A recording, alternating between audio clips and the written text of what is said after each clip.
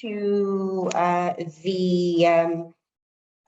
this webinar put together by Proudly South African and called "Is Your Business Compliant with Localization Requirements?" A simple question that we're posing, and we are asking all of those in the private sector, public sector, and even ordinary consumers.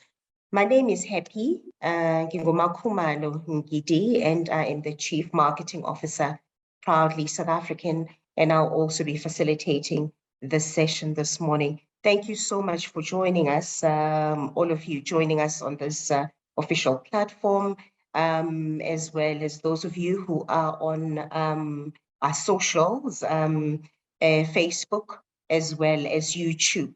We appreciate your time this morning. A special welcome as well to all our speakers this morning who are stakeholders and friends of the campaign that we work very closely with. We do have online the CEO of Proudly South African, Mr. Eustace Mashimbye, who will be obviously representing Proudly South African. We'll also hear from Catherine. Please may I request that we all mute. We also have Catherine Matitza, who is a Director of Fleet Procurement, Director of Fleet Procurement from the Department of Trade, Industry and Competition. And we have Mr. Virgilio Di Molo, who is Project Manager focusing on localization from BUSA. And last but not least, we have Advocate Lindiwe Madonsela, who's Senior Manager from BBBEE Commission, who will also be addressing us. I request that we engage as an audience as much as we possibly can. You're very welcome to please send your comments or questions on the Q&A platform, and I'll be on the lookout for that, and I will facilitate that and ensure that we get you the answers that you are looking for. Thank you so much. And without further ado, I see other people are still joining us, which is great. But thank you for those of you who connected on time. And so many of you will know that Proudly South African is the country's national buy local campaign, where we seek to strongly influence procurement in the public sector and private sector spaces, but as well as to engage consumers, using different touch points in an effort to increase local production, local procurement, and as well as to ultimately influence all of us to buy local in an effort to stimulate jobs. And this is in line with the government's plans to revive the South African economy, which reiterates or reminds us rather that it'll take more than just government to revive the South African economy, which was already in trouble even before the pandemic. We had been downgraded rather a couple of times, and the pandemic did not do us any favors. And at some point, which is now, we need to all start playing our part, if you like. So, it is a fact that successful localization efforts will develop the South African economy, providing opportunities and jobs for a greater number of South Africans. So this morning, it's really, this webinar is intended to focus on the importance of localization, within the private sector and the consumer space, while providing guidelines on how your business can become compliant to meet these procurement standards. Alrighty, so with that brief overview of why we are all here this morning, it now gives me great pleasure to welcome to the podium, the online podium, Mr. Eustace Mashimbye, the CEO of Proudly South African, who will be looking into, what the campaign is about and what our mandate is about. Welcome, Eustace. Thank you so much for joining us this morning.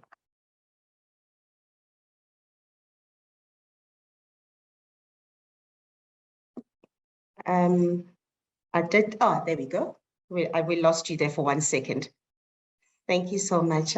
Please unmute. Okay, good morning, everyone. Thank you. Thank you, Program Director. Good morning to everyone who's online. As introduced, my name is Eustace Mashimbia. I'm from Proudly South African. Good morning also to my fellow panelists, good friends of the campaign. I see that today we have representation across all of those sectors that are very important for us, starting with Catherine, who's going to talk to us about what the public sector rather is doing from a local procurement perspective. Vigilio, a good friend of the campaign, is also going to talk to us about initiatives in the private sector when it comes to localization. And then lastly, Advocate Lindiwe Madonsela from the BE Commission, who we've done a lot of work with. So it's an honor to see all of you again, panelists that we are doing a lot of work with as Proudly South African. I'm going to take you through some slides that will give you a sense as to why as Proudly South African we exist, and the program director touched on this, but also to give you a good idea as to why localization is important.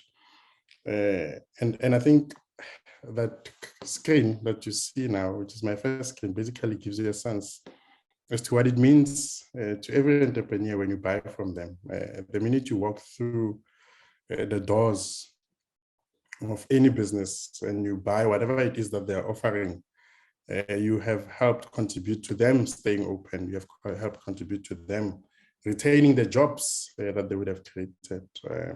And so you can see the big smile on the entrepreneur's face. She's happy that you're buying from her, and she even thanks you for buying local. And that's what it means. That's why Proudly South African exists. The country battles three main challenges, and Happy touched on these. Unemployment, highest level of unemployment even before we got into the COVID-19 pandemic. In fact, my slide should be saying unemployment numbers in Q2, because those are the numbers that came out about a week ago, updated these numbers on Friday. And so the unemployment rate is currently standing at 33.9, slight increase from the 34.5 that we had in the quarter before, with 8 million people who are actively looking for work, still not able to find any form of employment. There's about 3.6 million additional people who are discouraged from seeking work opportunities. And so if you take the expanded definition of unemployment, which includes those who have stopped looking for work, you're looking at about 11.6 million of our people who are unemployed. And this is in a country with a population estimated at about 58, 59 million people, with the youth bearing the brunt, also women. So youth unemployment in excess of 60% and women unemployment in excess of 50%. I have a quick case study for you that demonstrates the importance of localization and what harm can occur when we don't buy local. Furniture industry is my case study for today. 1999, about 3,500 factories that used to manufacture furniture for us. Currently, only 1,100, just over 1,000 factories, and that is within a period of 20 years. All of that capacity was lost. And some of the specialists who are going to talk after me will tell you that once you have lost that capacity, once that factory closes down, the likelihood of getting it back online and recovering its capability is very minimal. And so what it then does is that it means that jobs are lost, direct and indirect jobs. And in terms of direct jobs, you will see that the industry had 50,000 direct employees in 1999, 2000, 20 years later, about half of those jobs were lost, and those are just the direct jobs. And then there are a lot of indirect jobs. We talk about what we call the multiplier effect, which is the impact of economic activity in one industry, which impacts on other industries. And so if you look at the furniture industry, industry, in order to manufacture furniture, you need raw materials and components, and these come from the plastics industry, which provides synthetic fibers, which are converted into textile items. Natural fibers and hides and skins come from the agricultural industry. Metal industry contributes metal parts. Some of those that come from the plastics industry and the agricultural industry are converted into textiles and leather items, so that industry also then benefits. Sawmills and board mills come from the forestry industry. If you look at the chemical sector, it provides you with paints and adhesives, and there are then also those other industries that like packaging, the design that comes from the creative industry, the packaging that comes from the pulp and plastics sector. So there are many industries that contribute raw materials and components into the furniture industry. So as a result of us choosing to import most of our furniture, we lost all of those jobs, the direct jobs as well as indirect jobs that are impacted on in all of these industries that I've sort of demonstrated to you in the past minute. And so it's important that next time you make a purchasing decision, don't just look at the item as a furniture item, but look at it as a furniture item that contributes jobs to all of these industries that you see on screen. The multiplier effect is quite extensive when it comes to looking at value chains that are involved directly or indirectly in the manufacturing of any item in the country. And that is just for one subsector. It applies also at a macro level. When you look at manufacturing at a macro level, every single industry in manufacturing most of them are labor intensive, and so they also have value chains that are also extensive and create a lot of much needed new job opportunities. And this phenomenon then of buying local is not unique to South Africa. We're not the only ones that are talking localization and urging those who make purchasing decisions to buy locally. It happens all over the world. It exists for countries, for regions, and even for towns. And most of the developed countries have localization campaigns dating back to decades ago. And the one case study that I want to showcase today is the United States. The United States has an act known as the Buy American Act, which was enacted in 1933. So you can see how far back buying local has been important to the Americans. In 1982, they followed that up with the Buy America Act, and they continue improving it. And in 2017, they issued the Buy America Improvement Act. Even the current president, when he came into office, within the first week of coming into office, he already signed into law executive orders to strengthen the Buy American provisions. And so, if developed economies like that can do it, and it's tried and tested, and it's worked for them, who are we not to follow suit when we are sitting with 8 million people who are actively looking for jobs and can't find jobs? And so localization is important because it helps those entrepreneurs, another image of entrepreneurs who are opening their business, and you can see the big smiles tell you that they're looking forward to you walking in, to customers walking in and buying from them and taking up whatever offering they have by way of products and services. And so when we buy from them, their business stays open, they can retain the jobs that they've created. And if we continue buying from them, they can then create much needed new job opportunities, because then in order to meet demand, they might need to increase their workforce, increase their production capacity, and households will benefit. If you are unemployed, you don't have any skills. If you're sitting at home, you are not generating any income, but more importantly, you are not acquiring any skills if you're just sitting at home, even if you're qualified. The best way to acquire skills is to get employed. And so entrepreneurs like this, when they then are in a position to can employ more people, and they absorb young people into jobs, new workforces, those people acquire skills, and they can then utilize those skills to go and better their lives. But most importantly, they can even utilize those skills to start their own businesses. One of my latest slides shows you the importance of entrepreneurship in creating jobs in developed economies, of the importance of SMMEs, the contribution that they make to the development of the economy. If you want to drive empowerment in the country, you will need to ensure that those new entrants who come in, who are empowered entities, will know that someone will buy from them. And that is where private sector comes in that we drive access to market opportunities for the betterment of businesses owned by those who are coming in without necessarily knowing who is going to buy from them and if they will get support from companies who have traditional suppliers. And so our mandate is quite clear. We need to influence the buying that is done by every single sector of society for the benefit of the economy. We have 4 focus areas. We focus on buying that happens in the public sector. And like I said earlier on, my colleague Catherine Matitza will talk about what the public sector is doing. We then provide support by way of education, related programs to educate purchasing decision makers and purchasing officials and SCM and procurement officials in government on the importance of buying local, as well as the regulation that exists, but I will not necessarily go into it because I know Catherine will talk about it. We also then look at the buying that happens in the private sector, hence the partnership we have with BUSA, with BLSA, with BBC, and the friendship that we have over time developed with Virgilio, who is driving localization at BUSA.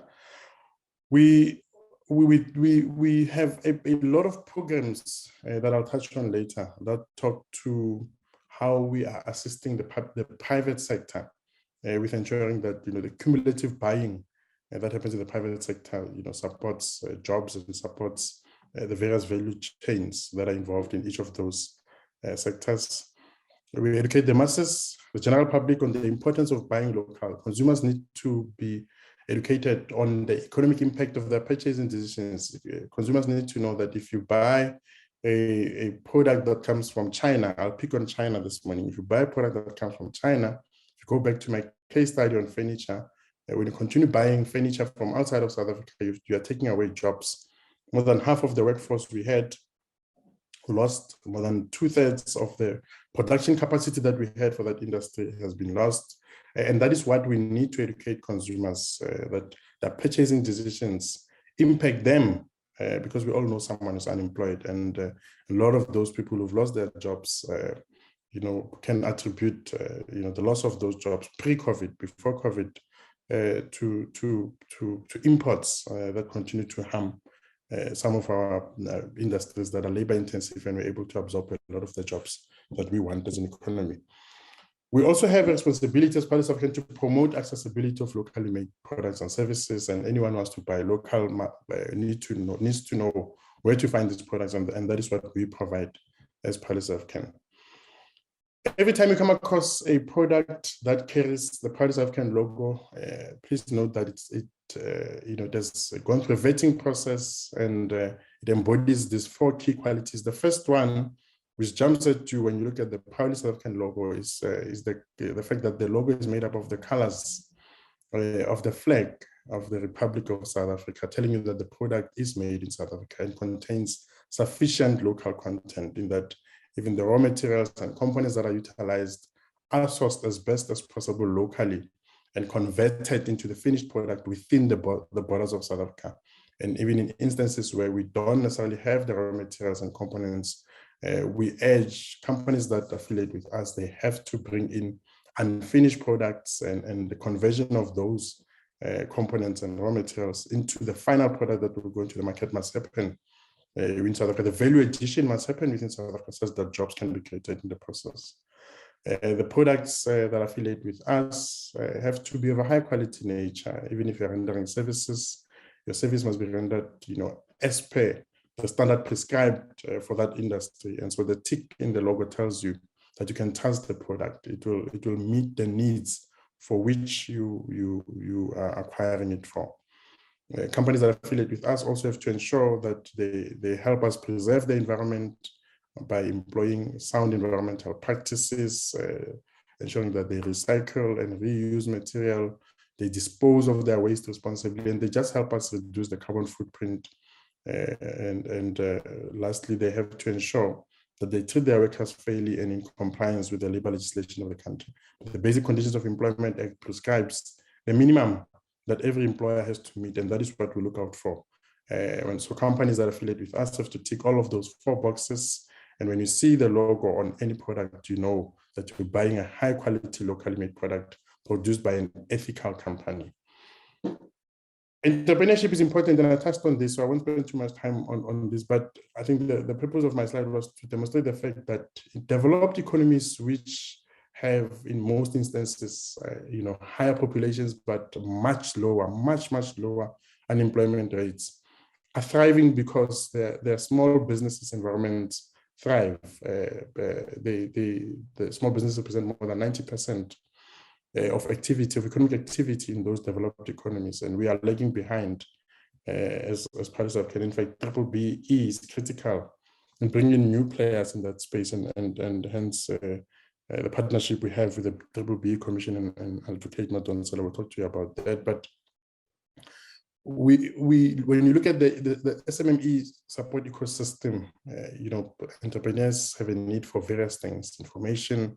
They need to be assisted in terms of how to comply with tax and statutory regulations, how to drive up productivity, how to remain compliant with various requirements. They need overall financial and non-financial support, including funding. They need to register the IP trademarks, and they need assistance with that. And where we come in as part of CAN is we then play the role of an access to market partner.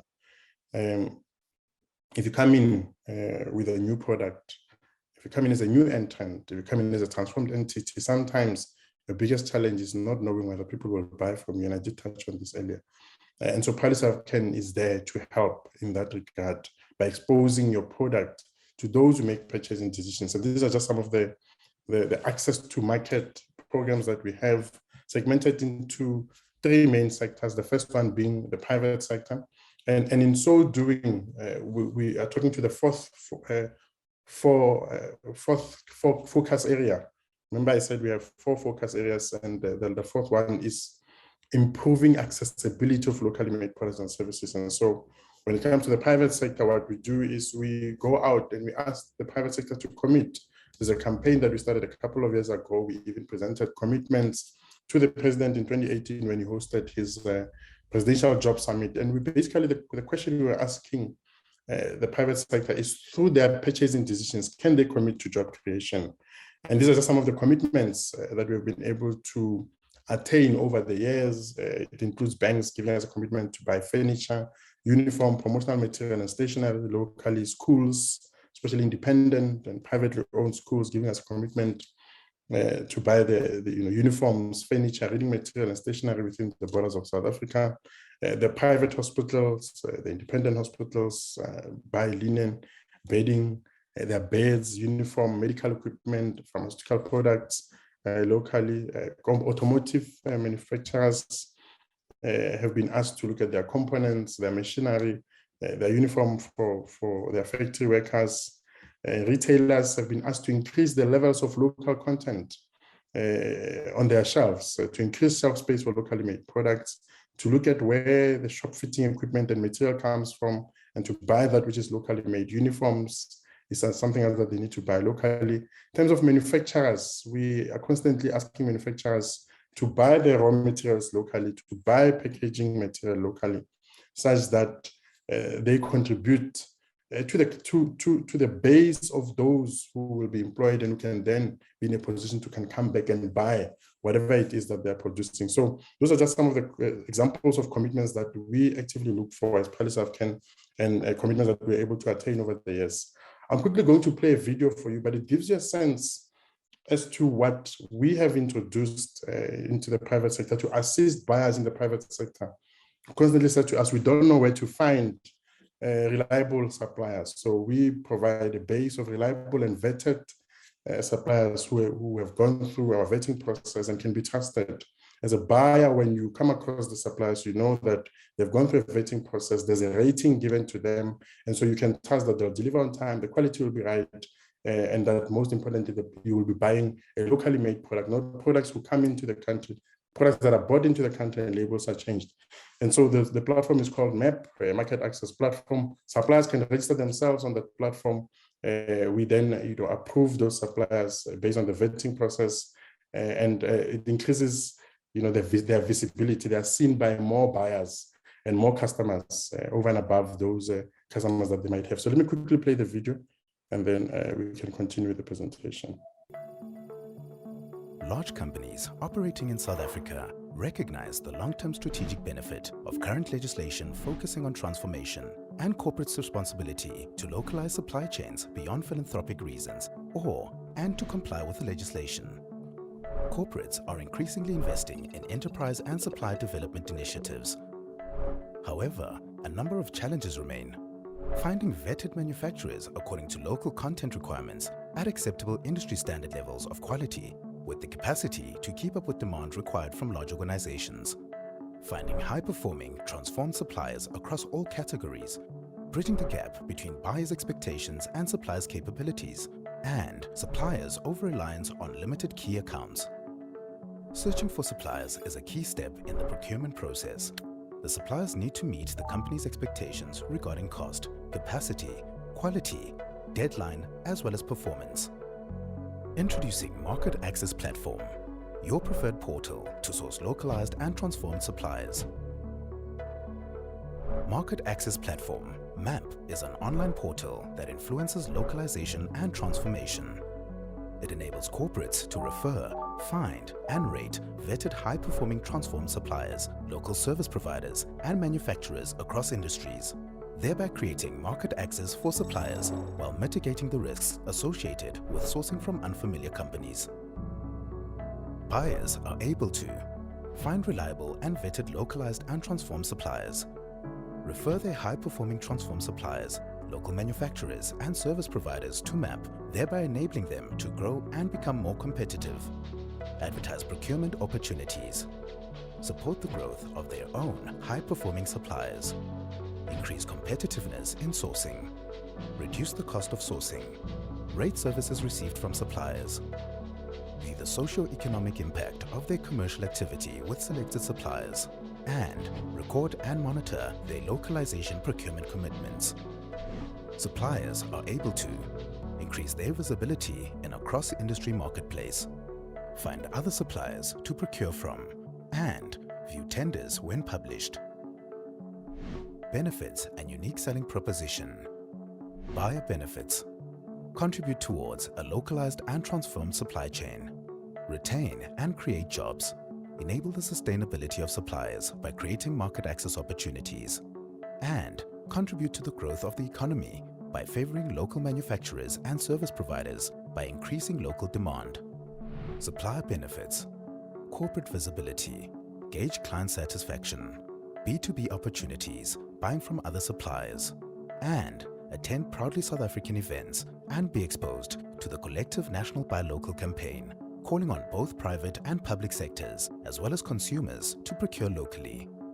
We are therefore calling on corporate South Africa to review and secure procurement practices and give preference in all cases possible to companies that are manufacturing locally.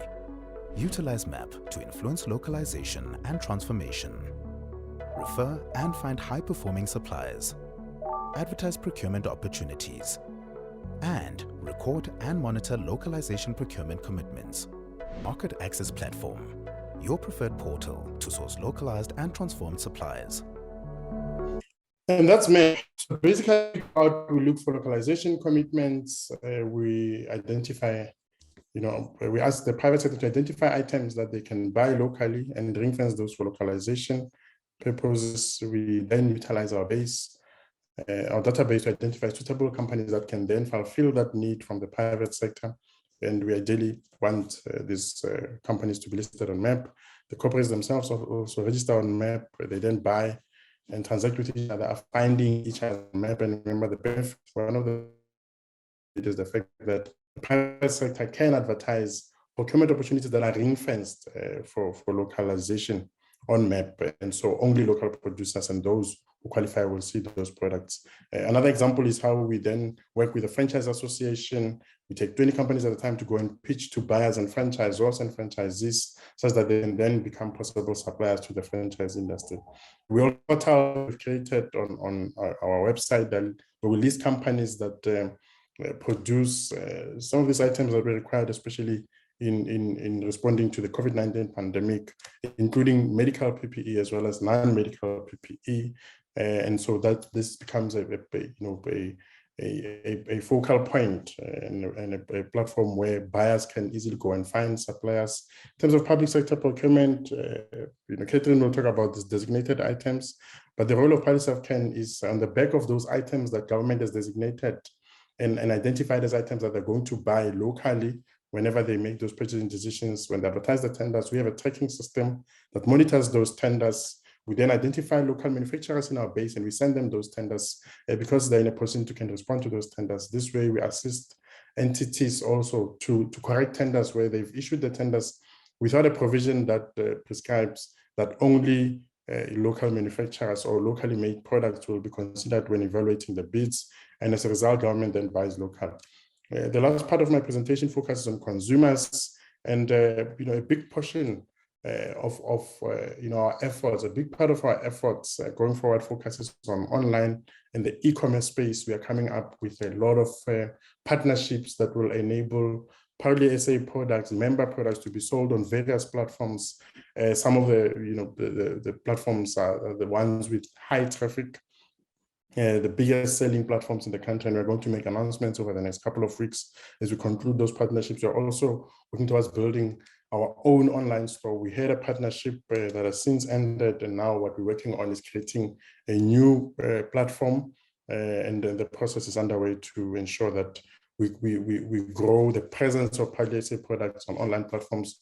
We roll out consumer education campaigns to educate consumers, like I said earlier, on the importance of buying local, and we do this through various ways, including at malls, at universities, at festivals, to consumer expos. We work with labor, which is organized labor, the unions. We run online competitions, we do consumer advertising, we do sporting events, and we have over the last 2 years been running a campaign known as Game Time, basically calling on South Africans to contribute to the growth of the economy by buying local. And so let me play the ad to give you a good sense of what the message has been over the last 2 years from Proudly SA. And we are in the process of coming up with a new campaign and a new ad, but it follows on that which you will see shortly. The second half is about to begin. We need to change the scoreboard.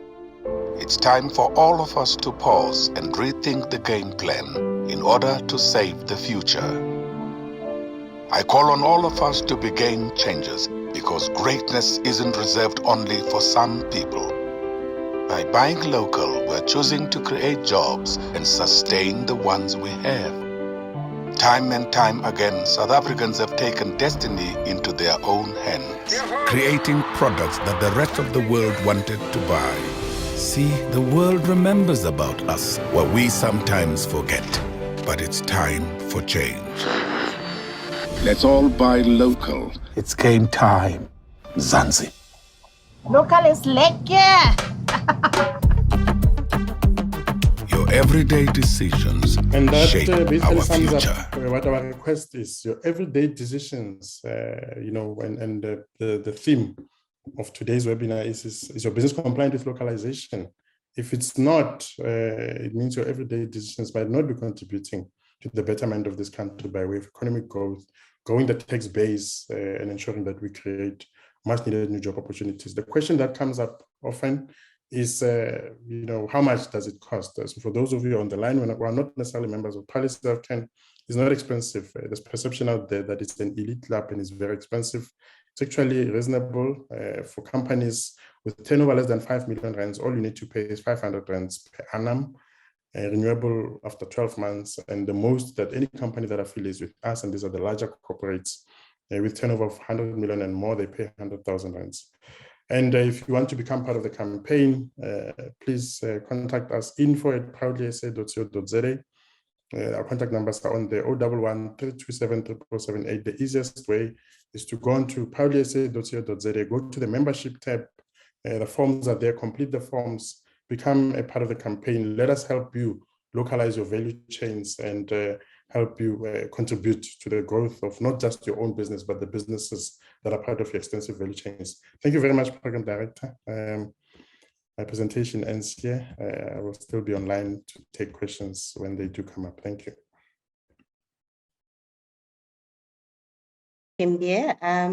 I was trying to keep my eye on the chat box, and I see there isn't any questions or further clarity required, that gives me, it basically tells us that you were loud and clear, or maybe, our audience is still processing what you shared with them, but I would like to encourage you to, get in touch with us in case you want to know how to join over and above what Eustace has shared with us, or anything really related to the, the discussion that we are having here today. Just to remind you that we are live on Facebook and YouTube, and also on this official platform. And if you want to post anything about what we're saying today, our hashtag is buy local to create jobs. Thank you so much.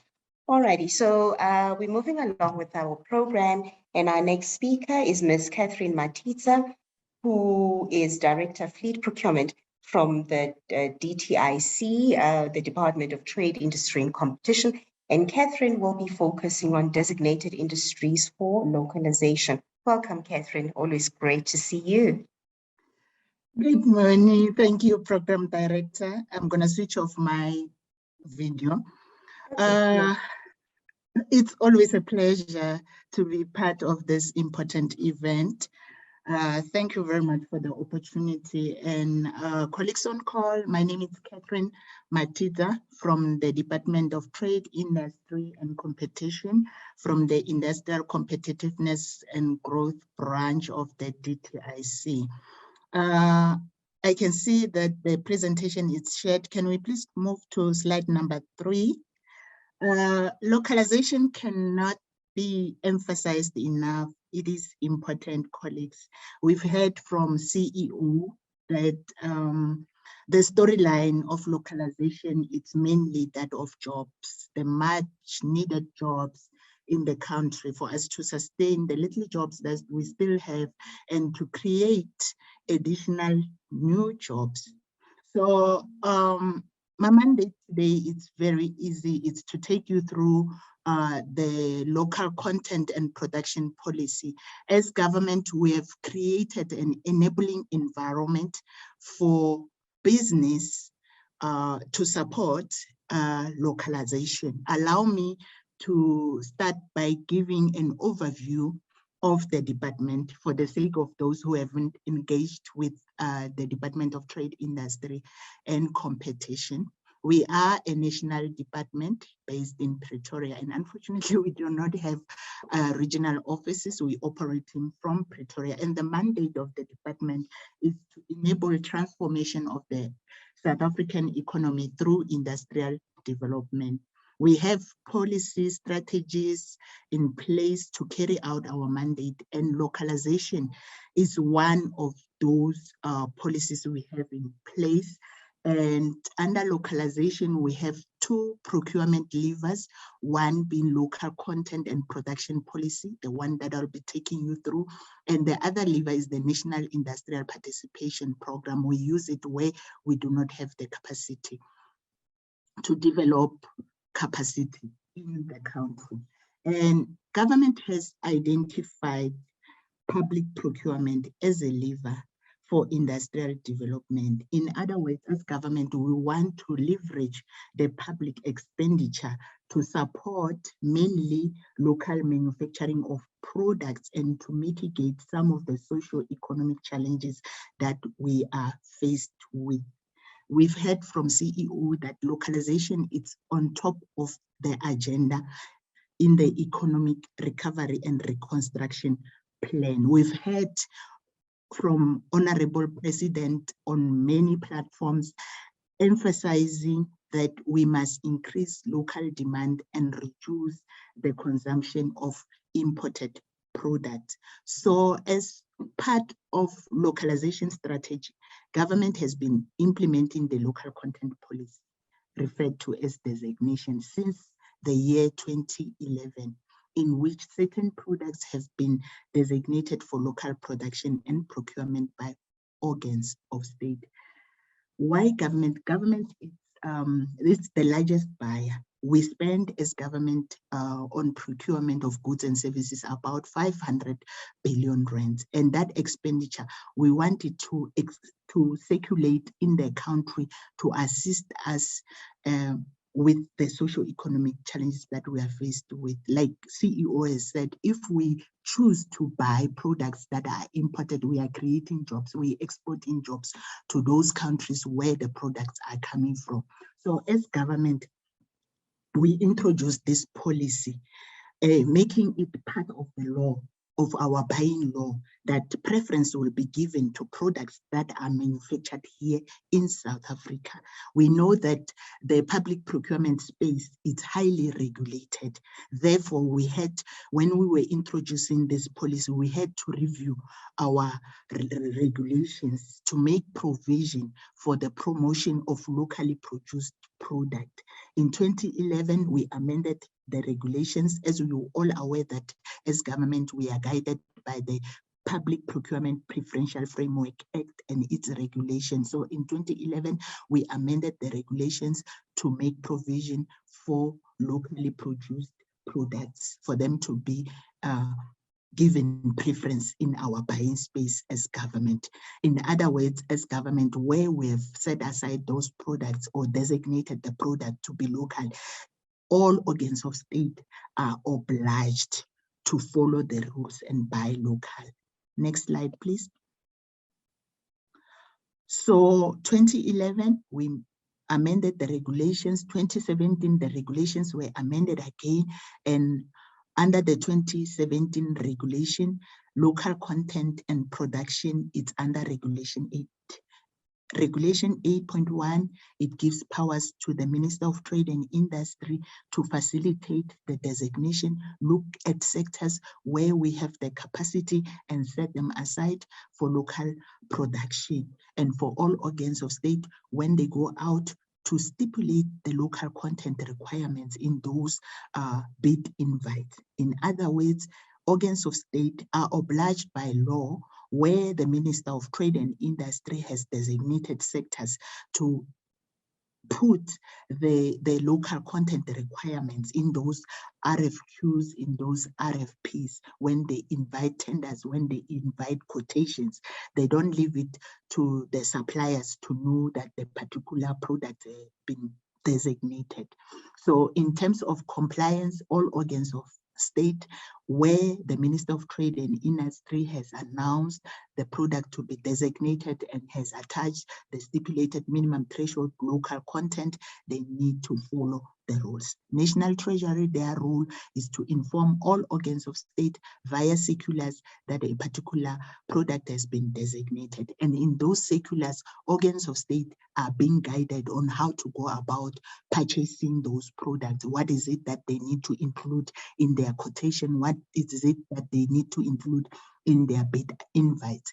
And Regulation 8.4, it gives powers to all organs of state in a way to self-designate their quotations and their tenders. In other words, where the Minister of Trade and Industry hasn't designated a particular product, a particular sector, the organs of state in their buying are not limited to the few products that are designated by the Minister of Trade and Industry. They can extend this requirement of local content in other sectors that are not yet designated. The only condition there is that when they do so, they must work closely. There must be consultations with the DTIC and the National Treasury just for control, because in those products, they are not yet published or circulated as designated. Therefore, the DTIC will be in a position to assist the particular organ of state in terms of reasonable thresholds for local content and so forth.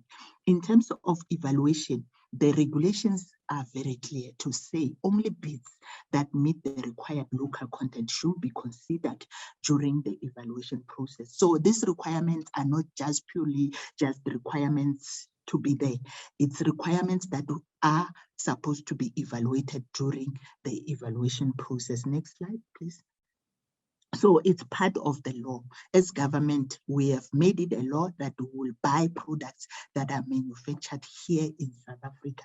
And the local content is based on local manufacturing. It's measured on the product itself. It's the level of local content in the product. It's not only about local purchasing. One can buy something that has been imported from somewhere else. That doesn't qualify to be a local content. So as government, when we were introducing this particular policy, we had to come up with a standard definition of what is local content. Reason being that we noticed that as government, when we talk local content, we talking past each other, we're referring to different things. Hence, we had to come up with a standard definition, and the local content that we are discussing today in this webinar, it's about the product itself being manufactured within the borders of South Africa, within the borders of RSA. And I'm very glad on the work that Proudly South African is doing, because a number of suppliers who are supplying government, they are not manufacturers themselves, but we're not excluding the suppliers, the middlemen, the entrepreneurs from the process. The only requirement is that if you are not a manufacturer yourself, where there are local content requirements, you need to source your products from a local manufacturers. Gone are the days whereby suppliers used to just source and supply government.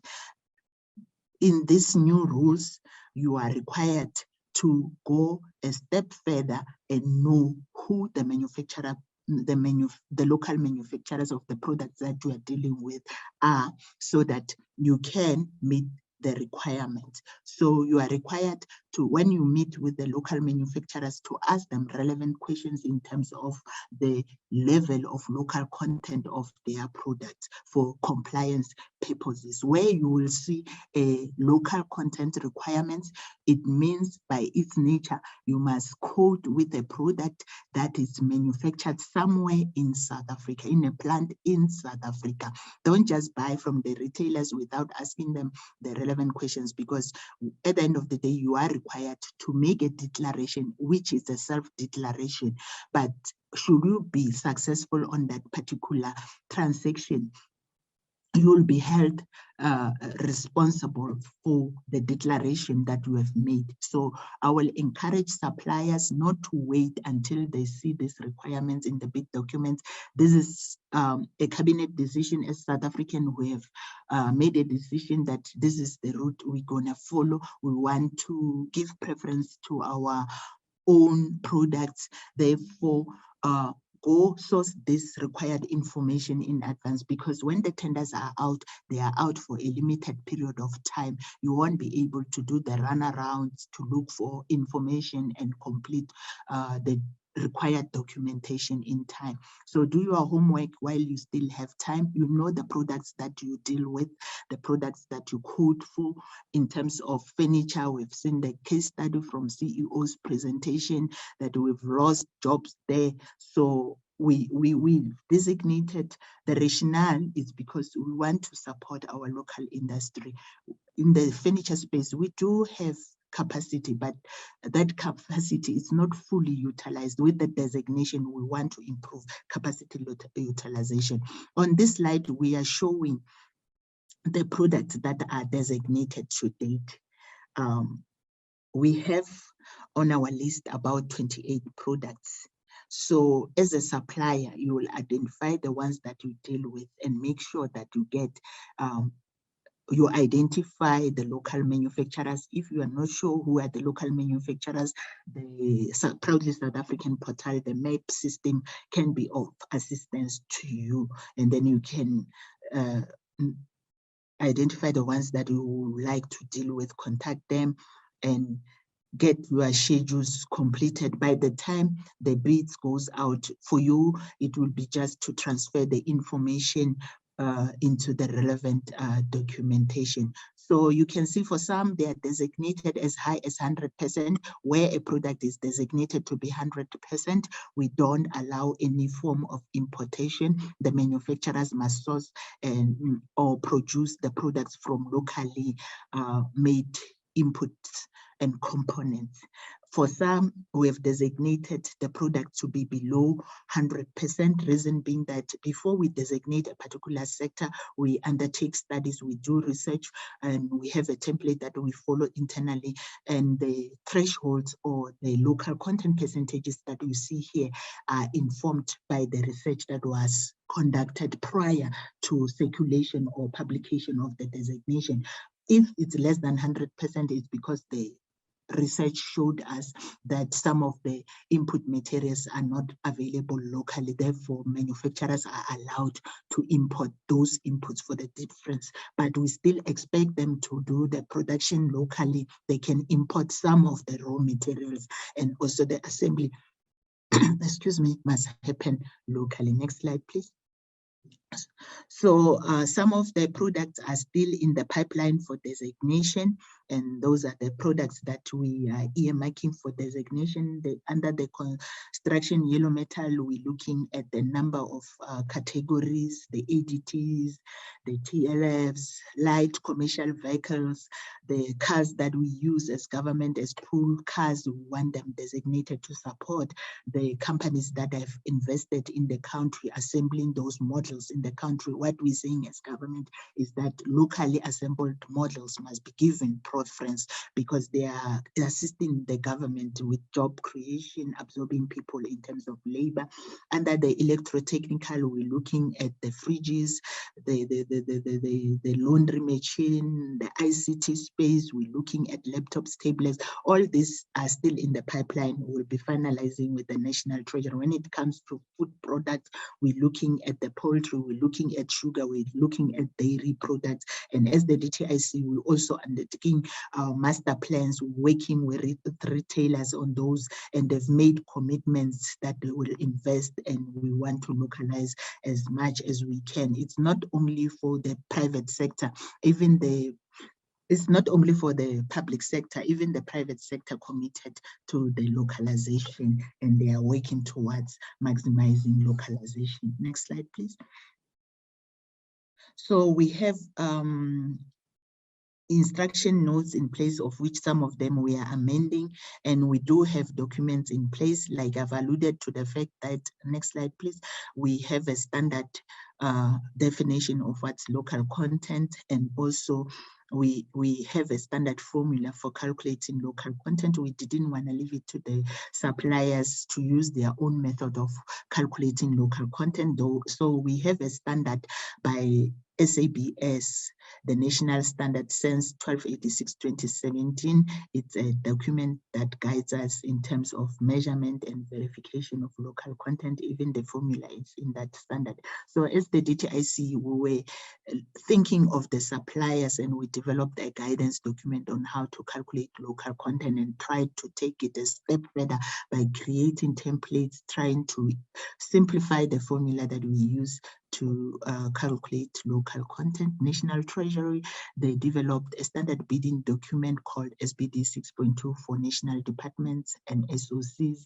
and MBD 6.2 for municipalities, and they also issue out instruction notes when the Minister of Trade and Industry designate a particular sector. So colleagues, you can see that as government, we're working together. It's not just one department. All of us, we're putting our heads together to maximize localization for the sake of jobs in our country. Next slide, please. So when these quotations goes out, the organs of state by law, they are obliged to indicate the local content. If you see a bit out there for any of the products that I've shared and it doesn't stipulate the local content rules, please escalate that to the DTIC. We also try our best. CEO has alluded to the fact that they do have a system that tracks these adverts. They send them to our department, and my unit is responsible for following on those adverts that are not compliant to the local content requirements, and we'll offer ourselves to assist the particular organ of state to amend their bid to comply with the local content requirements. So On the side of suppliers, I will advise you, if you are not familiar with this requirement, to get in touch with the DTIC. We are always available to assist industry. You can even now walk to our offices. We'll sit with you and take you through the process of implementing the local content. You will see this requirements in the SBD 6.2. The organ of state, all organs of state are supposed to implement the local content. In their SBD 6.2, they will list the products that require to be local content, and next to each and every product, they will indicate the level of local content in terms of percentage. For example, if it's protective clothing, they will indicate the 100% because textile, clothing, leather, and footwear is designated at 100%. If it's an RFQ for cables, they will indicate that all the electrical cables must be 90% local content. When you are responding to those requirements, you will complete the very same SBD 6.2 and the associated annexures with Annexure C, Annexure D, and Annexure E. And when the bid closes, you are expected to submit, these are returnables, you submit this documentation, and the organ of state during the evaluation of the tender, they will first consider the local content, whether they will check if you meet the local content or not. It's a compliance matter, it's a mandatory requirement. So if you don't return back the SBD, MBD 6.2 and the relevant annexures, your bid is not going to be considered. It's not just one of those forms. It's important in terms of local content, in terms of localization. If you don't know how to do it, I would like to invite you to get in touch with the DTIC. We'll share the contact details with Proudly SAU, or we can even include a slide with the contact details. We want you to comply fully. This is just an administrative requirement. I don't think companies should really fail on this. What you are required to do is to source your products from a local manufacturer who's compliant. And if you don't know who is compliant, Proudly South African, they are offering their system to assist you to comply fully. Next slide, please. This is the formula that we use for local content. Next slide. We've also made provision for exemption requirements. We've noticed that due to the specifications, because specification in governments are not standardized, you find other organs of state over specify instead of focusing their specification on functionality. They will call for things that at times you find that the local industry are not in a position to meet those requirements. Where as the DTIC, we are not able to influence the specification, we say bidders can approach the DTIC if they are not in a position to meet the required minimum threshold local content. And at times it might be because of shortage of raw materials or non-availability of raw materials. If the manufacturers, the local manufacturers are not in a position to meet the required local content percentages due to various reasons, the bidders can approach the DTIC to request letters of exemption while the tender is still open prior to closing, so that if the exemption is granted, they will attach that exemption to their bid response and submit it at the closing of the tender. Next slide, please. Next slide. Still on exemption, and the slide, it shows bidders on what is it that they need to put in their letter of exemption request.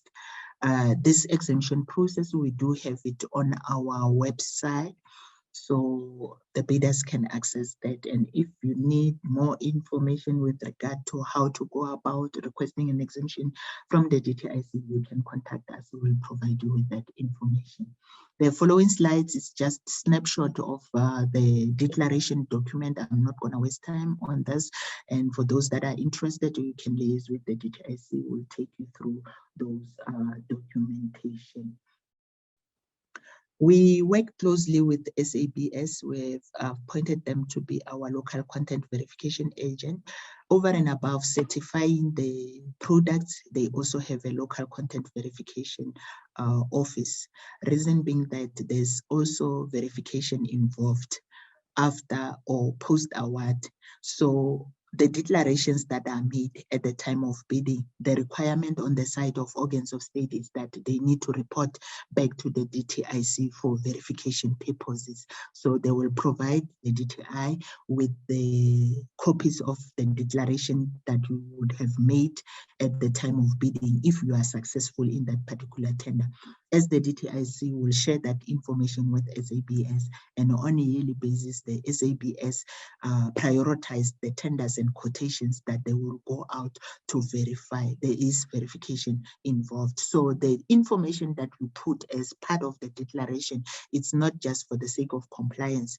Make sure that all that you put there is authentic, because according to the SBD 6.2, the declaration form, if you read it thoroughly, you also make a commitment that, to your knowledge, the information that you have put there, it's being verified and there isn't any misrepresentation. And you also commit that should there be misrepresentation found after award, the organ of state can implement the remedies to deal with that non-compliance. And as the regulations are, remedies in terms of non-compliance, you will be blacklisted, the tender will be cancelled, the organ of state can recover costs. So I don't think companies, you want to put your company at risk. So make sure that whatever information that you declare in terms of local content, it's verified. You are sure that you are sourcing from a local manufacturer who's compliant to the local content requirements. Next slide, please. This is a section from the regulation that talks to the non-compliance. I've just summarized what it's all about. And these documents can be accessed. Some of them are on the DTIC website and some of them are on the National Treasury website. Suppliers can familiarize themselves with the content of the instruction notes or circulars. That information you can access from the National Treasury website, and on this presentation or on the slides we have provided a link, so you're welcome to visit our website and get more information with regard to local content requirements, and visit the National Treasury website as the custodian of public procurement and get those forms and the circulars of designated products. I've come to the end of my presentation, and Makumele, thank you very much. Back to you, Chair. Thank you so much, Catherine. Much appreciated. You know, your invaluable contribution is always so well received. And I do see that on the chat platform, there is a on the questions and answers, right, there's a question for you, and I'd rather we take it now. It is from Difference Lubisi. What does the DTIC do to assist developing small companies with funding to accelerate their production? Please go ahead, Catherine. Thank you, Chair. We do have a number of incentives as government. Some of them are sitting with the DTIC and some of them are sitting with our sister department, the Department of Small Business and Development. We can take it offline, provide the details in terms of the various incentives that are available. It differs from one sector to the other, and some of them are sitting with relevant departments, like those that are into farming, those that are into agro-processing. Those incentives are sitting with the Department of Agriculture. So it's also, we also have within the DTIC sector, especially within the branch that I'm coming from, they also have a number of instruments. Not all the instruments are in are financial instruments. Some are in the form of non-financial, but then there is support from government side. there is support from government side, and we can get the colleagues information with regard to the different financial instruments that are in place. Thank you very much.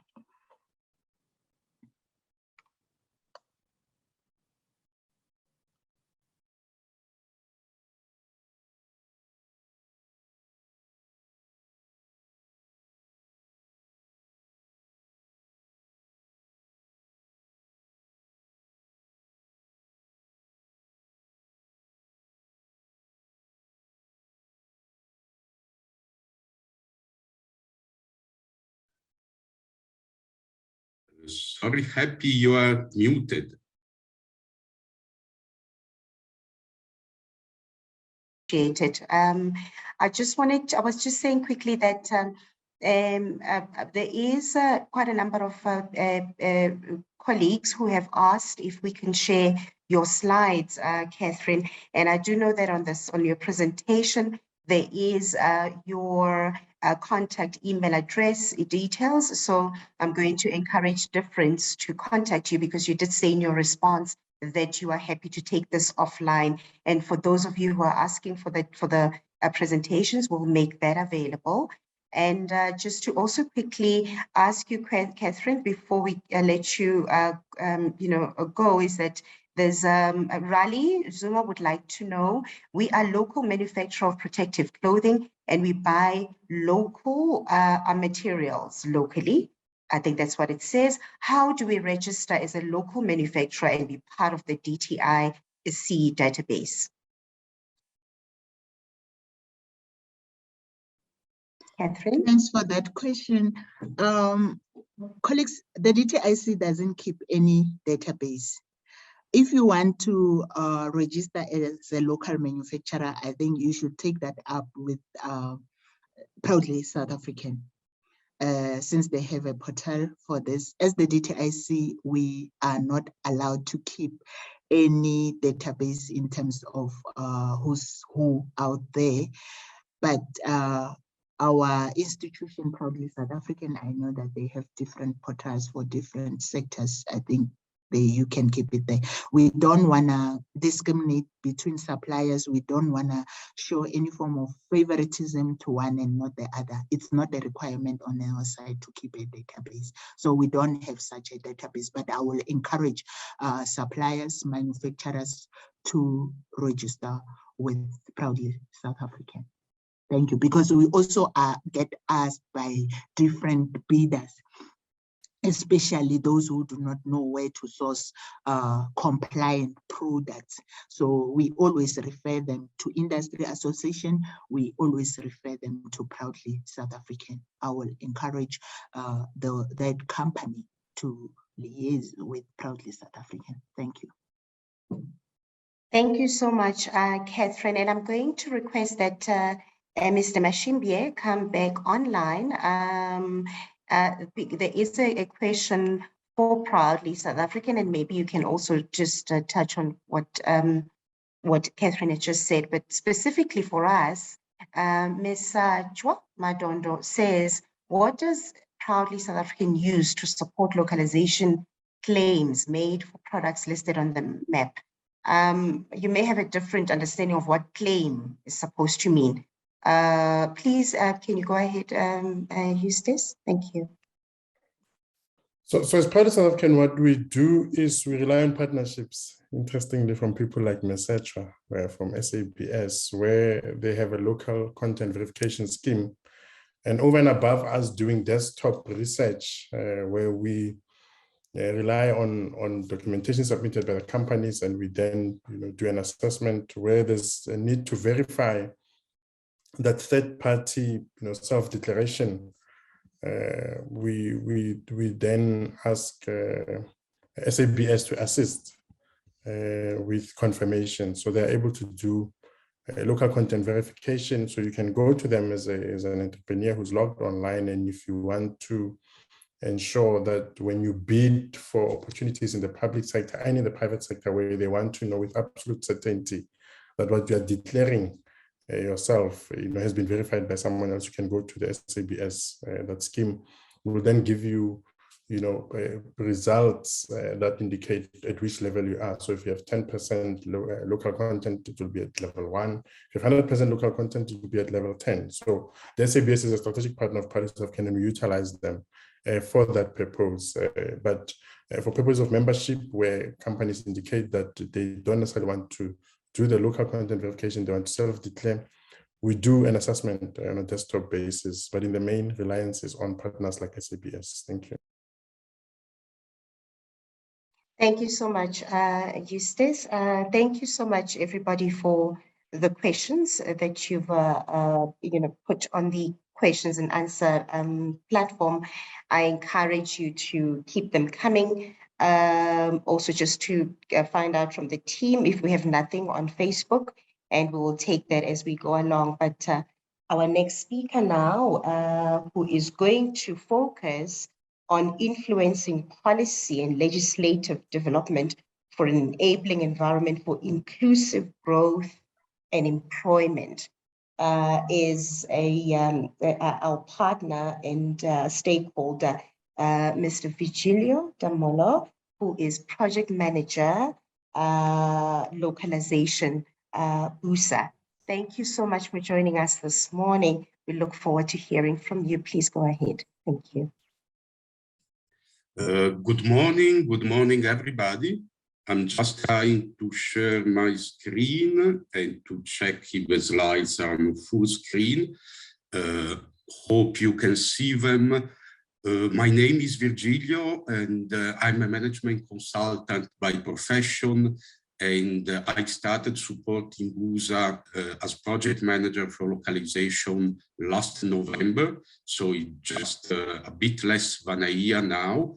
And I would like, first of all, to thank Proudly SA for organizing this webinar and giving me the opportunity to share some of my experiences. I think Eustace, in his introduction, he explained very, very well why localization is really important for the country, the multiplier effect, the job creation aspects.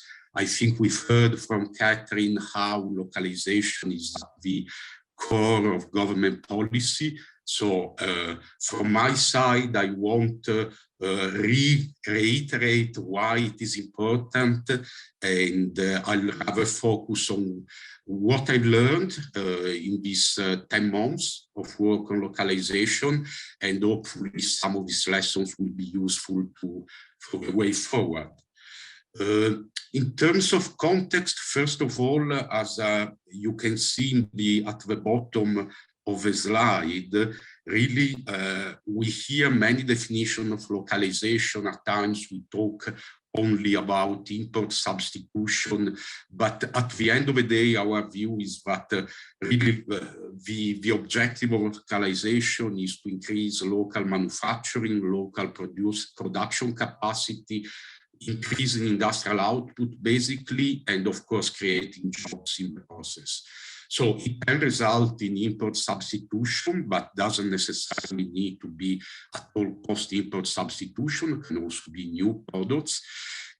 And BUSA has been working actively with government on this. I would say all business associations in South Africa have been working pretty much on the topic of localization. BUSA, as the apex organization, has a bit coordinated efforts across the private sector. And you might be aware, I think it was in early 2021, as after the COVID pandemic and as part of the economic reconstruction and recovery plan, there were discussions at NEDLAC about commitments to localization, and overall reducing non-oil imports by 20% across a large number of sectors, and some private sector champions that had been identified. And there was basically a commitment to move forward. And so when I started basically supporting BUSA last November, I picked up a bit from that work, and I realized that those 42 sectors maybe were not so homogeneous or consistent as somebody would have liked. And definitely it was also a bit too much for us to try to deal with. So we agreed to prioritize those sectors.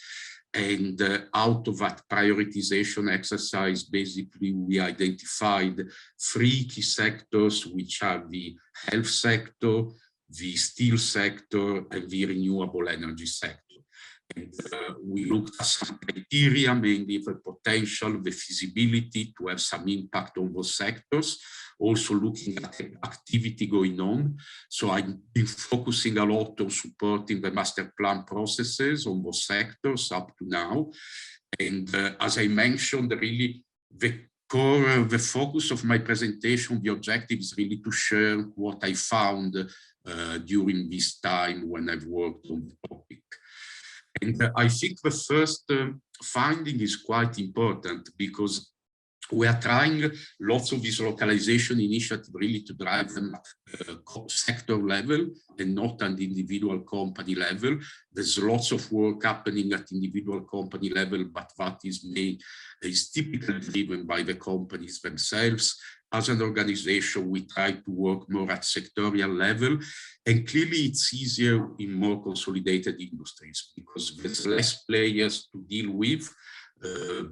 Typically the industry is better structured, clear tiers of suppliers. So an example is automotive industry, which is broadly considered as the best example of successful localization in South Africa. Few OEMs with very strong ties with first-tier suppliers, and then a cascade down to lower levels. One topic which is very, very important is that collaboration across the value chain is really critical. And when we talk across the value chain, as Justus showed, it also includes adjacent sectors, input sectors, like for example, steel or plastics, which are inputs into many products. And those discussions require sharing information, data. So it's critical to have meaningful conversations between supply and demand. Is a critical aspect to make it work. And this is where the next point comes in, where at times, unfortunately, current competition laws and regulations create some challenges to proper interaction. In some cases, like for example, during COVID, for the interest of the country, for PPE and other first necessity, they were relaxed a lot. I think also in the state we are as a country, it would make sense to relax a bit competition rules, allow really demand and supply to come together in the room and share information, data, what the plans are, to be able to really plan for the investments that are required for successful localization.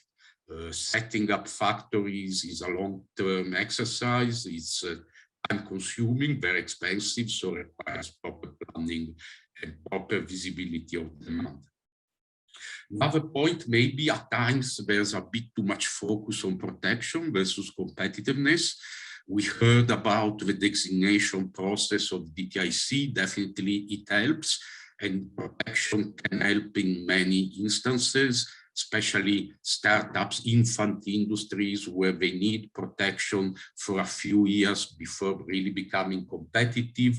But I think also we need probably a vision of localization that focuses on really being competitive, being open to market forces, but try to focus localization on where South African companies can really be efficient, productive, and ultimately competitive. So there's definitely sectors where South Africa can have a comparative advantage, lots of raw materials that are very precious, and not only in terms of mining, but I understand some agricultural products. So looking at where really we have some advantages is a key aspect. And then I think also when we talk about targets for local content, it's important to put things into perspective. Not everything is localizable. Certain things we might be able to achieve 100%. In other aspects, we might be able to achieve almost nothing, and we need to be cognizant of that. Automotive sectors, as I mentioned, very good example of successful localization, but current average is still around 40% in terms of local content. Lots of components like very sophisticated telematics equipment, all that is still fully imported and will probably be so for the next years, but still it's a sector where lots of progress has been made. And then maybe just to repeat, demand, reliable demand is key to make localization happen. So all the efforts from Proudly South Africa to engage the demand side are critical, because really you can set up a perfect factory, but if there's no market, no demand, it won't have a great success. Some lessons learned from the automotive sector, as I mentioned, quite a good success story. We looked at it together to learn something. I think the first point really comes a bit to the topic of today, which is about policy, about compliance, and is the long-term policy certainty. Local content support for the automotive sector started in 1961. I wasn't born yet, so I don't know how many of the people in this webinar were already born, but so comes a long way. As I mentioned earlier, ongoing and frequent constructive collaboration between the various manufacturers, the various tiers of manufacturing, but also if there's a demand side. Of course, automotive is different, is facing consumer and not really B2B with customers, but still there should be the opportunity to collaborate between demand and supply. The programs should be relatively open to market forces and really, as I mentioned, try to drive competitiveness. That's the key to make localization stick. The programs, if they're properly designed, they can become self-funding, and then they're easy to defend, easy to explain why they are in place. The automotive sector apparently is delivering lots of benefits in terms of GDP growth, in terms of input from other industries. And then even in a well-designed program, there's always need to do tweakings, refining. So for example, the focus in the automotive sector over some time shifted towards the export market. And also there was a decision to try to improve economies of scale, reduce the product ranges, so concentrating on really a few specific ranges and then being able to export those, which means that some ranges will be imported, but at least South Africa is competitive where it's manufacturing its products. And then the objectives, targets, the ongoing monitoring that is going on in the automotive sector is clearly assisting a lot, as well as the tweaking, and I said, continuously monitoring and tweaking also of incentive mechanisms to make them address what are the issues, what are the emerging trends, what are the challenges. There was also some study which showed how localization in the automotive sector, mainly due to the industry structure, was benefiting mainly the large global multinationals. So steps have also been taken to address that problem. Is now being addressed through the Automotive Industry Transformation Program and the fund. And so is really trying now, the focus is in increasing input from local lower tier manufacturers, which is where really then the benefits of the programs will be felt. And then I won't spend too much time on this slide. I think we're also a bit short of time overall for the webinar as a whole, but as I mentioned, it's been a long journey for the automotive sector, mainly to mention the various programs, the various policies really created certainty long term. So somebody can feel the commitment is there and can be incentivized really to invest, to put effort, knowing that this is not something that will go away soon, is something that is here to stay. I can make my commitments, I can make my investments. And then, as I said, keeping on adapting also to global markets, because that is key. And again, I repeat, the demand side is critical, and the communication, the collaboration between supply and demand as much as possible to make localization work. And I think this is my last slide, so I'm happy to take any questions at this stage.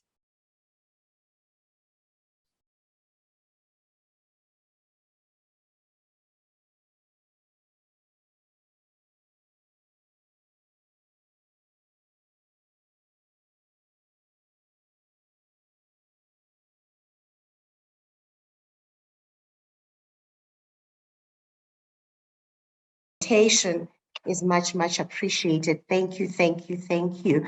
I just want to see if there is a question for you from the audience. Not necessarily. I think the common thread is that many of the attendees would like access to the presentations for today. Thank you. Thank you for your time. Really much appreciated, Virgilio.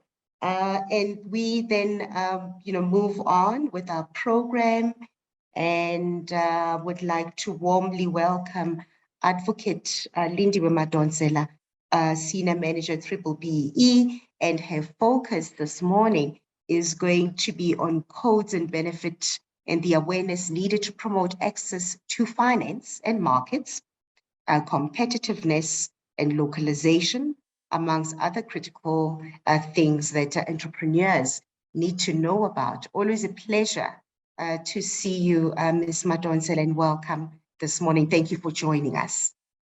No, thank you very much. And let me take this opportunity to thank Proudly South African for inviting the BBBE Commission to participate again in this very important topic. As I've already been introduced, it's Lindiwe Madonsela with the BBBE Commission. And the BBBE Commission is an entity of the Department of Trade, Industry and Competition. And we exist to monitor the implementation of the broad-based Black economic empowerment to ensure that the codes of good practice that have been issued by the minister are implemented properly by the various sectors in making sure that we do drive the transformation in the South African economy. Now, when we look at this important topic around localization, from the aspect of BBBE, we see it as a very important program of government, and its importance is notable from the benefits that one will be able to achieve through an effective drive of localization. And then firstly, that will make sure that we do achieve improved labor markets, and then we do increase access to market and reduce barriers of entry in various markets of the sectors of the economy. And then also we'll be able then to also realize competitiveness, where we're able to break the monopoly structural characteristics of the South African economy, which can be identified in some of the sectors. Now, how then does this program around localization become important from the aspects of BBBE? It becomes important in a sense that it addresses the very same challenges that the BBBE legislation seeks to address. Firstly, it deals with issues around making sure that we promote the sustainable growth of Black-owned businesses, and then also looks at expanding the capabilities of local industries. Now, the BBBE legislation, through the various components, does also speak to this particular aspect, particularly when we look closely at the element around enterprise and supplier development. Because through this particular element, the BBBE legislation is able to drive localization. At the same time, it is able to drive the transformation of the value chains, which we have seen over a number of years. It has been a very big challenge for some of the businesses. And then at the same time, in the B legislation, through this ESD element, it is able to provide market access opportunities because there's a particular manner in which procuring entities, both in the public sector and in the private sector, need to make sure that they disperse of their procurement spend so that they can also be able to create those particular market access opportunities. Now then, how then do we say that the BBB legislation is going to influence the localization? Please permit me to zoom in into 3 aspects.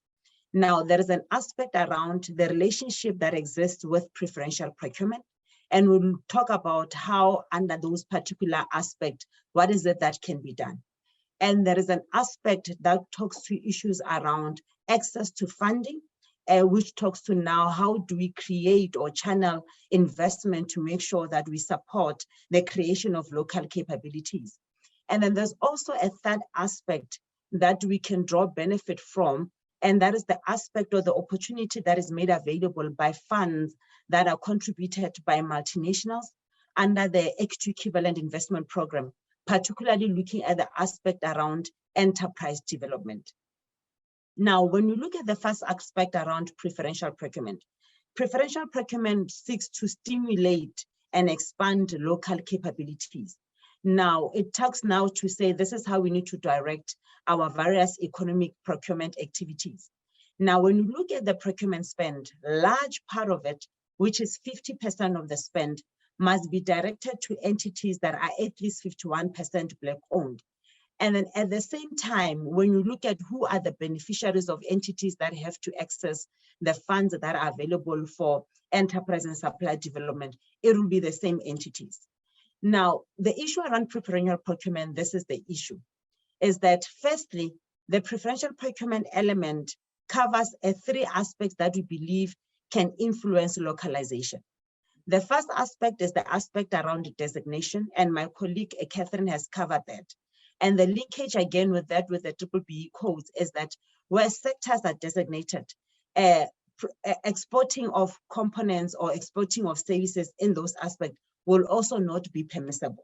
So even from a perspective of BBBE, entities are encouraged then to make sure that they align to the designation program when they are looking and strategizing around how they're going to effectively implement their preferential procurement spends.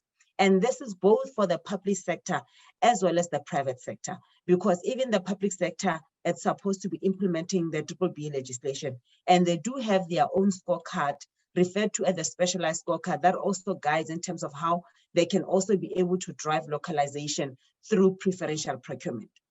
Then also on the aspect of preferential procurement, the second aspect that we can utilize to drive localization is the issue around the treatment of imports. Now, the B legislation recognizes 2 categories of imports. There are imports based on the fact that there is no local capabilities, and then also there are imports because there will be further value addition that will happen locally.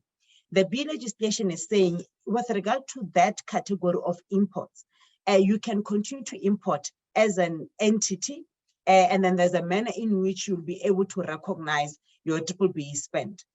And then secondly, there's a category of imports, and these imports are based on the fact that it is different to the brand specification, or the brand that you are importing is different to the brand that exists locally, or the technical specification of the components or products that you are importing are different to the technical specification of the products that exist locally. Then the B legislation has said, well and good, we notice that, but we cannot then allow entities to continue to import. Then the legislation says with that category 2 of imports, you will have to create what we call an import substitution plan. In this import substitution plan, that is where you are going to localize some of the components that are being imported, or some or part of the products that are being imported. Now, the legislation has outlined that there has to be a plan that will outline how exactly what is going to happen for localization to happen. Now, however, the challenge that we have noted with regard to that is that there is no specific method of verification that has been outlined to assess the verification process to validate that indeed those plans that entities have set up are actually being implemented. And looking at the fact that these requirements around having import substitution plans, it came in 2015 when the codes were being amended. Now, looking at 2015 to where we are now, we should be seeing some form of high activities around localization, but we are not able to see that because we believe that part of that could be the reason around the fact that the verification part has not yet been strengthened. And policy would assist a lot in making sure that that verification process is actually strengthened so that the plans do not just sit idle, but we can be able to monitor movement around it. And then the third part around preferential procurement that can assist from a BBB perspective to drive localization is the issue around what we call empowering supplier.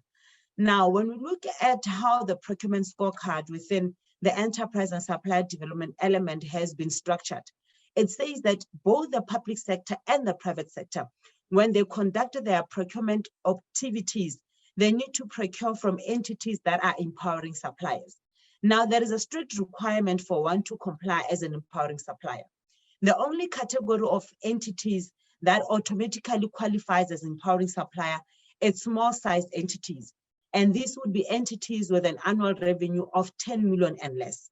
But the rest of the entities has to comply with at least some of these aspects.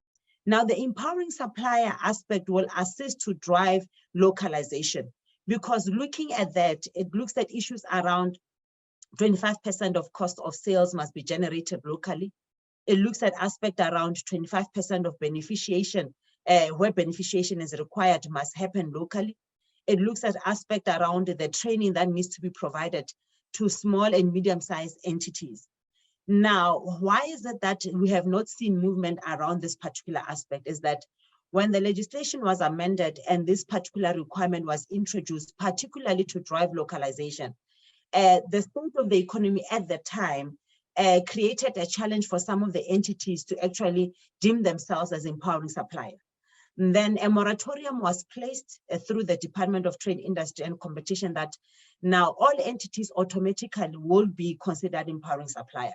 But we believe from the regulatory point of view that where we are currently, linked with the industrial development plan, linked with the establishment or the revamping of the industrial as well as the special economic zones park, particularly looking at the industrialization and localization activities, together with the various master plans for the certain industries that the Department of DTIC has identified, it makes sense now for the lifting of that moratorium so that we can be focused or we can be deliberate around setting localization targets using the scorecard that is made available under the BBB legislation.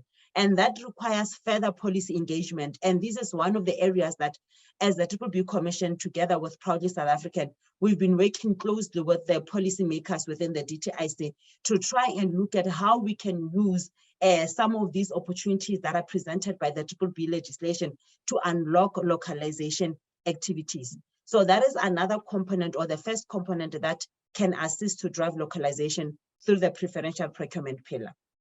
Now, the second component that the B legislation makes available, it is the funding aspects that are located under the enterprise and supply development element.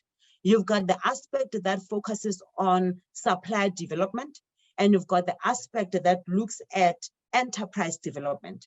Now, there is a difference, and the difference is that when we talk about supply development, it talks about those supplier or those entities that will exist on the databases of the measured entities. And in this case, it could be a private sector entity, or it could be an organ of state or public entity. Then you need to identify those that are at least 51% Black owned. And the legislation is saying on an annual basis, there has to be 2% of net profit after tax that is directed to capacitate these 51% Black owned entities, small and medium sized. And the capacity that needs to happen, it is the capacity that will assist them to close the gaps that are affecting them to actually perform at the rate that they are supposed to be performing. Now, this is the spend that you can use to make sure that we build up further local capabilities and we strengthen the localization program. However, what will be required is the closer and proper monitoring of those particular activities, because one thing that we have noted as the regulator is that sometimes entities will blur the line between what is preferential procurement and what is supply development. In a sense that if they've given a market access opportunity to an entity, automatically they would be assumed that they have done some form of supply development. Now the legislation is saying with regard to supply development, it doesn't matter whether an active procurement contract exists or not.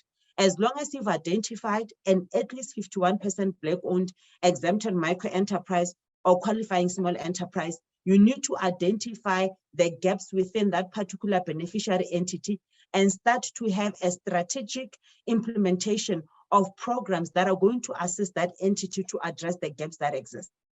And then secondly, when we talk about the aspect around enterprise development, it is a way in which we are increasing investment to support Black-owned entities.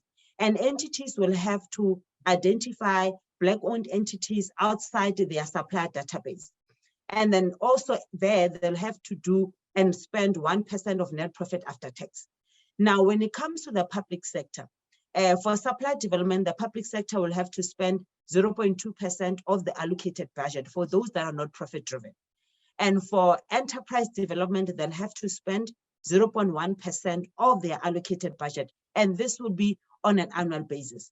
And the legislation does recognize some form of long-term projects to make sure that this is not a tick box exercise, but we are able to produce sustainable entities who are able to produce locally made products.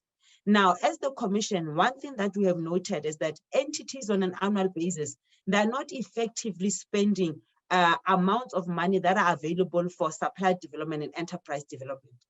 With the national status report that we released 2 weeks ago, we noted that from the 2021 information, entities were only able to spend about 61% of the spend that is available for both enterprise development and supply development.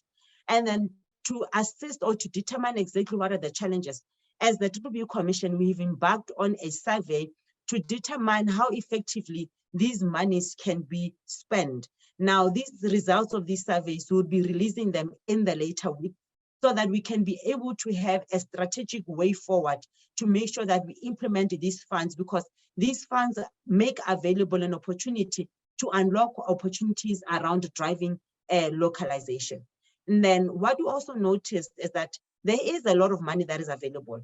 For 2021 only, 26 billion was available under enterprise and supply development.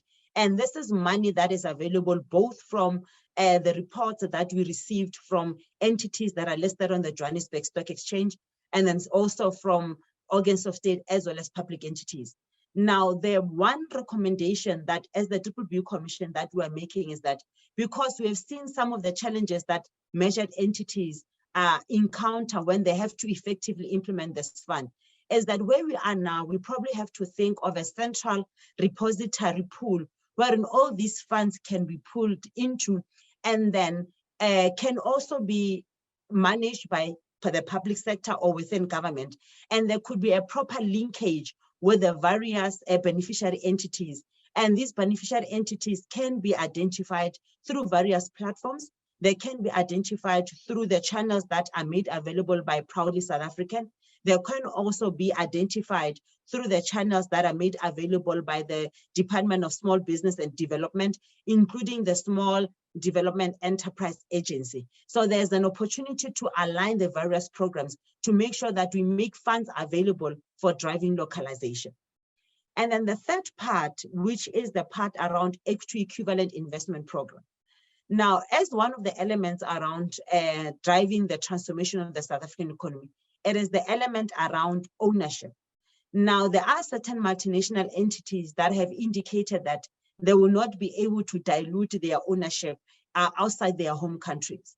Now, the Triple legislation then has come up with a program for those particular multinationals who would have applied specifically to participate on this equity equivalent investment program, and they would have obtained approval from the Department of Trade, Industry and Competition.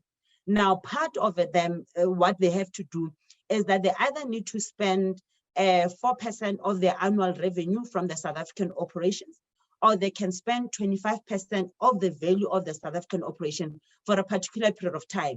And that period will depend in terms of how much their contribution translates in rand value. And the maximum number of years they can be on that program is 10 years. Now, whilst they're on that program, they can identify initiatives that they can implement. And one of those initiatives is enterprise development. Other initiatives will talk to skills development, and some will talk to research and development, and others will talk to the support of Black industrialists. Then we believe that through these two components, enterprise development and the support of Black industrialists, is another way in which support can be pulled for driving localization. Because what happens is that the multinationals will then identify this pool, and they also have to identify entities that can participate or gain access to those funds. Then we believe that part of the equivalent investment program through the DTIC can then be used to make sure that we give preference or an advantage to those entities that are going to make sure that through those particular programs around supporting Black industrialists as well as enterprise development, they drive localization. So while you have seen that from a number of years, over 8 billion of rand to date has been made available by the equivalent investment program. And some of these programs, we have seen them being directed to some of the special economic zones. Some are in the Seshego one, and some is in the Makhado. And we have seen that together, some of these programs have made available in terms of job creation over 2,000 jobs. Now, this, I think, lines up together with some of the benefits that localization actually makes available to the South African economy. Now, in closing, as part of the recommendation that as the BBBE Commission, we think is critical, is that we need through the scorecard to incentivize entities that deliberately make sure that they procure from locally manufactured products or components. And this can be introduced in terms of how the scorecard is structured. There could be incentive that is given to entities that will make sure that they do that, so that we create that competitive edge. And then we create, or we make sure that we encourage entities to buy locally manufactured products. And then secondly, we believe that through this program, there has to be a concerted effort or collaborative effort between the private sector as well as the public sector in terms of how this is going to be implemented, so that we don't see these other programs that government is driving, such as master plans and the designation program, creating monopolies. But we can be able to link up those programs to what is made available within the BBBE legislation, so that we can be able to effectively drive localization. Now, what then will be the role of the BBBE Commission with all of this? The role of the BBBE Commission would be to monitor that what is set out in terms of the BBBE, together with some of the recommendations that we have made in terms of strengthening localization and expanding opportunities in form of market access for Black-owned entities and to build their sustainable nature, is to ensure that some of these programs can be submitted to the Commission for an advisory opinion for those entities that are still conceptualizing. And for those that are already at an implementation stage, it will be to closely monitor them so that we can make sure that we do derive the benefit that these programs, together with the BBBE legislation, are making available. Let me pause at this program that time to also take this opportunity to thank Proudly SA for again inviting the BBBE Commission. Thank you very much.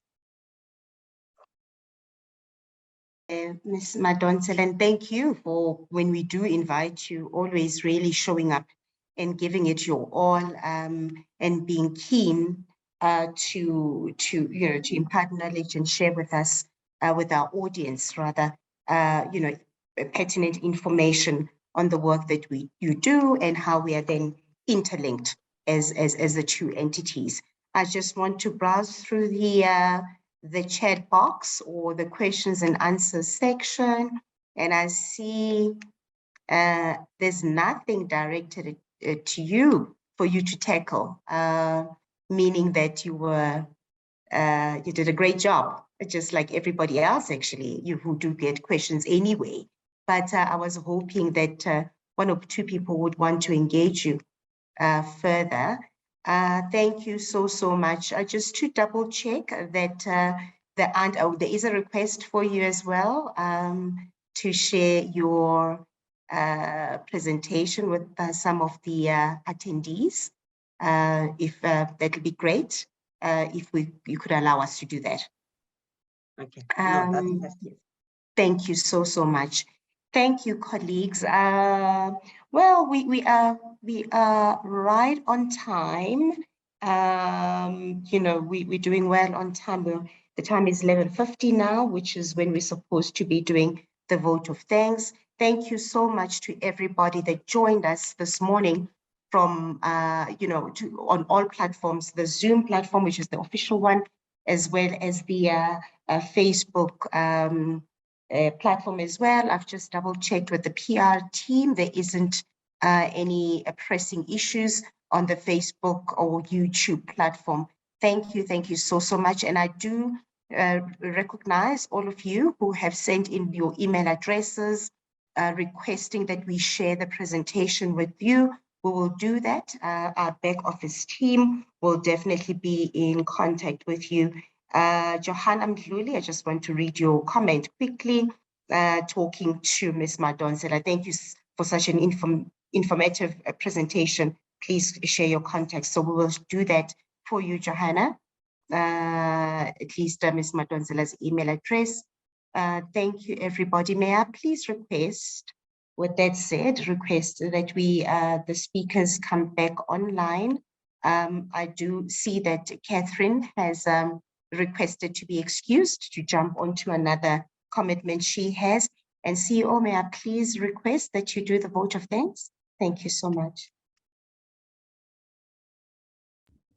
Okay, thank you very much, Program Director. Just to quickly thank everyone who logged in today. The questions on the chat box have been responded to, I think, quite adequately. Firstly, to Catherine, I know she had to leave, but always very supportive and always available to assist whenever we need assistance. Virgilio, who I do a lot of work in localization with. So thank you very much, Virgilio. We appreciate it. See you at the next localization meeting.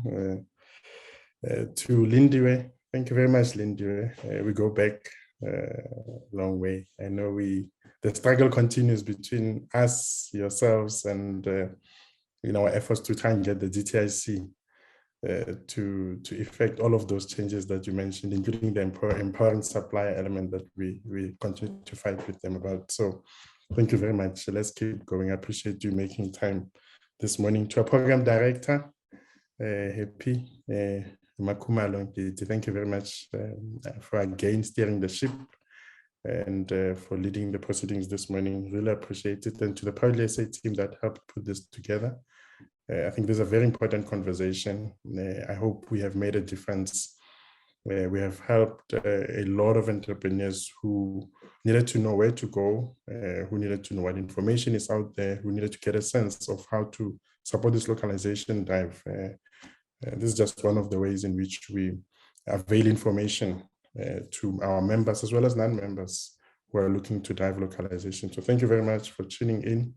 We are able to give you 8 minutes of your time back because we finished 8 minutes ahead of time. So thank you very much. Have a lovely afternoon. Thank you. Thank you very much. Bye. Thank you. Bye-bye.